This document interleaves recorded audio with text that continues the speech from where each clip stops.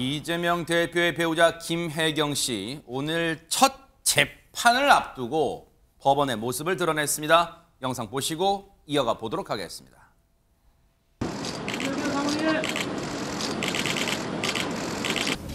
앞서 법인카드로 식사 결제한 사실 알고 계셨나요? 제가 변호인으로서 그냥 재판에 임하는 입장 간단히 말씀드리겠습니다.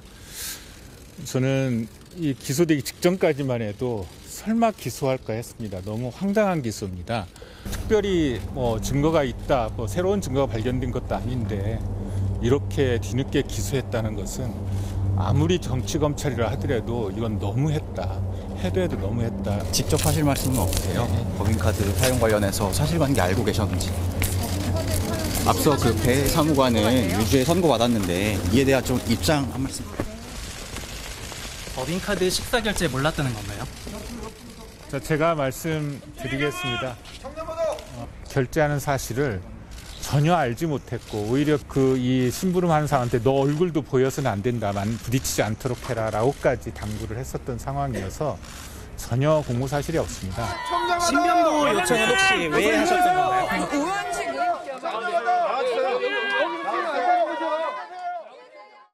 보신 것처럼 법원에 들어갈 때 모습 그리고 나올 때 모습 다 보여드렸습니다만 보신 것처럼 김혜경 씨는 일절 다른 얘기는 없었고 대신 이 변호인이 옆에서 상황 설명, 입장을 밝혔는데 박성배 변호사님, 애초에 이제 많은 이 언론들이 궁금한 게 과연 포토라인에 설까 그것도 궁금했는데 일단은 서긴 섰어요. 예, 서긴 섰습니다. 김혜경 씨 변호인이 첫 재판을 앞둔 지난 23일에 법원에 신변보호 요청을 합니다.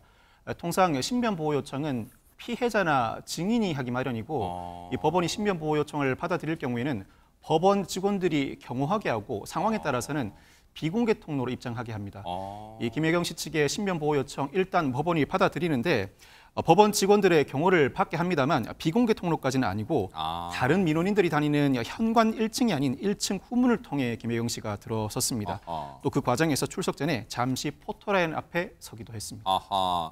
신변보호 요청은 받아들였지만 이른바 비공개로 다른 문으로 들어가거나 하는 것은 하지 않고 일단 언론에 지금 보신 것처럼 공개가 됐고 잠시나마 포토라인에 서서 기자들의 질문을 받긴 했지만 보신 것처럼 답변은 이 변호인이 이 입장을 밝혔습니다. 그런데 앞서 변호인은 너무 황당한 기소다, 설마 기소가 될까 이런 생각을 했다는 건데 대체 어떤 혐의로 기소가 된 건지 설명을 좀 부탁드릴게요. 하재근 평론가님. 네, 이재명 대표가 경기도지사에 재임했던 2021년 8월 달에 그때 서울의 한 음식점에서 민주당 관련 인사 6명에게 10여만 원 상당의 식사를 제공한 혐의를 김혜경 씨가 받고 있는 건데요.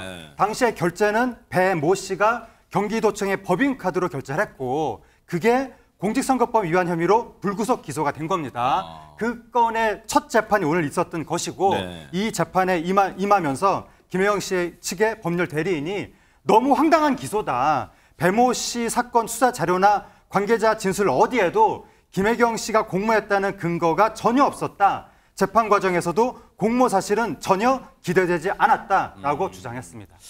사실 이 문제는 여러분 기억하실 거예요. 아마 또렷이 기억하실 거예요. 왜? 2년 전 그 어느 대선보다 치열했던 그 대선 국면에서 김혜경 씨가 이 논란 의혹 관련해서 직접 입장을 밝힌 바가 있어요. 그때 영상 보시고 이어가 보도록 하겠습니다.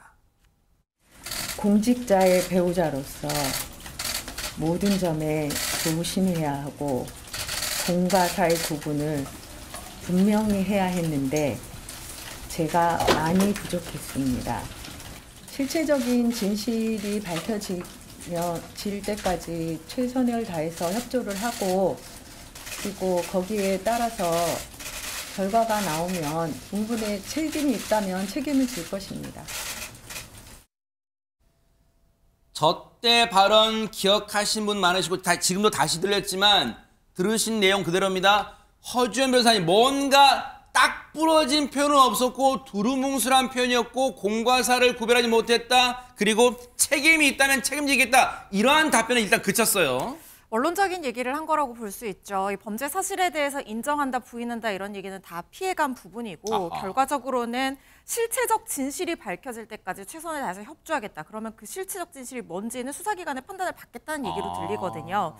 이 재판의 쟁점은 결국에는 공모 여부와 행위 지배가 있었는지 이걸 입증하는 게 될 것 같아요. 왜냐하면 배 씨, 이 5급 공무원, 이 사람에 대한 어떤 기부행위 금지행위에 대해서 유죄로 인정이 이미 됐고 그게 확정 판결이 됐습니다.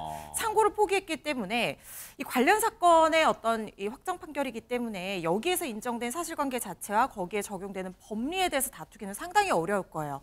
그렇다고 하면 결국에는 지금 검찰이 보고 있는 것처럼 실제 계산은 배모 씨가 했는데 김혜경 씨가 이거를 알고 있고 실질적으로 실행행위를 분담하지는 않았지만 실행행위를 직접 하지는 않았지만 그걸 지시한 주체가 맞는가 이 부분에 대한 입증이 돼야 되거든요.